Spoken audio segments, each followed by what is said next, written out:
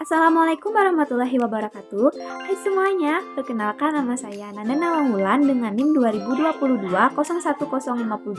Di sini saya akan membahas dan juga menjelaskan mengenai hasil observasi yang telah kelompok saya kunjungi, yaitu perusahaan dari Kedai Selasi. Di sini saya akan membahas bagian dari SDM dari Kedai Selasi. Untuk informasi selanjutnya, yuk ikuti saya untuk membahas materi ini. Baik, di sini saya akan membahas mengenai bagian SDM dari Kedai Selasi. Untuk yang saya akan bahas ini yaitu tata cara rekrutmen karyawan. Untuk yang pertama itu dari Kedai Selasi melakukan pendaftaran secara online. Yang dimaksud pendaftaran secara online ini yang pertama dari Kedai Selasi memposting informasi terlebih dahulu untuk diposting di sosial media dari pihak Kedai Selasi. Seperti sosial medianya itu mungkin web resmi atau mungkin Instagram. Dan di situ mereka akan memberikan informasi secara lengkap, mungkin syarat-syarat atau mungkin data diri yang harus diperlukan bagi calon karyawan untuk mendaftar di Kedai Selasi tersendiri. Dan yang kedua itu ada penerimaan CV. Yang dimaksud dengan penerimaan CV ini adalah calon karyawan yang sudah lolos di tahap pendaftaran online bisa mengirimkan CV mereka langsung atau mungkin bisa secara email, tapi mungkin yang lebih banyaknya ini lebih ke secara langsung ke kantor atau pusat dari Kedai Selasi untuk dipilih dan juga dipilah-pilah yang terbaik dan juga yang menurut dari manajer pihak Selasi ini cocok sebagai calon karyawan yang dibutuhkan oleh pihak Kedai Selasi. Dan yang ketiga itu ada tahap interview. Tahap interview ini dimaksudkan adalah mereka akan ditanya-tanya atau diwawancara mengenai apa yang mereka tahu mengenai Kedai Selasi tersendiri, atau mungkin mereka akan ditanya-tanya yang cocok di bagian apa sih mereka itu kerjanya, dan juga mereka akan ditanya mereka itu lebih berminat di posisi yang mana. Dan selesai dari interview ini mereka akan di training. Nah, di training ini adalah mereka itu akan bekerja, cuman mereka itu seperti di tes atau mungkin semacam uji coba untuk 2 bulan, yaitu tes mereka apakah mereka itu sudah bisa untuk melanjutkan ke tahap bekerja atau masih mereka itu kurang cocok.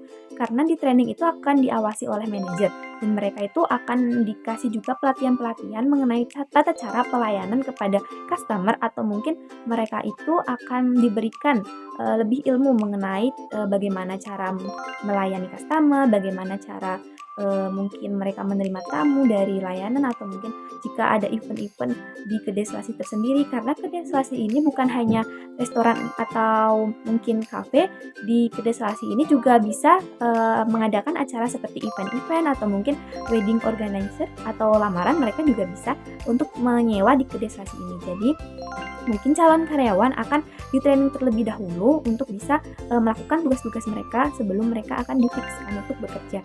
Dan untuk yang terakhir ini ada tahap bekerja. Nah, tahap bekerja ini setelah mereka melewati training dan juga dari 2 bulan itu mereka lolos, nah mereka akan masuk ke tahap bekerja yang otomatis mereka akan sudah diterima secara resmi bekerja di Kedai Selasi ini. Dan untuk berikutnya ini di sini saya ada jenjang karir. Jenjang karir di Kedai Selasi ini bisa dari servis akan naik ke chef. Nah, maksudnya ini dari servis akan naik ke chef. Mungkin yang pertama setelah mereka bekerja, mereka itu menempatkan posisi yang rendah dulu. Maksudnya yang rendah itu bisa sebagai waiter atau mungkin yang bagian pelayanan yang di depan. Nah, bagian yang pelayanan di depan ini dimaksudkan mereka itu pasti nanti akan mendapatkan jenjang karir jika mereka akan bertahan kerja di situ semisal 2 bulan atau 5 bulan atau mungkin setahun. Jika kinerja mereka itu baik dan juga efektif, mereka akan bisa naik untuk ke bagian yang lebih tinggi seperti chef, dan itu tidak menutup kemungkinan mereka akan lebih bisa tinggi lagi dari chef. Yang kedua ini ada motivasi kerja. Motivasi kerja ini tidak langsung disampaikan dari manajer ya, jadi dari supervisor bagian divisi masing-masing. Nah, maksudnya ini divisi masing-masing ini pasti punya full supervisor kan. Nah, supervisor ini yang pertama seperti divisi dapur itu pasti punya supervisor sendiri, chef, dan juga di pelayanan servis juga pasti ada. Nah, di situ tuh mereka akan dipimpin atau diberi motivasi dari atasan mereka. Nah, di situ tuh setiap harinya mereka akan mungkin diberi seperti nasihat atau motivasi bekerja agar mereka tetap semangat dalam bekerja dan tidak putus semangat lah. Jadi mereka itu selalu diberikan motivasi pagi, sebelum mereka akan bekerja melakukan kegiatannya sehari-hari. Nah, dan yang terakhir itu ada sanksi.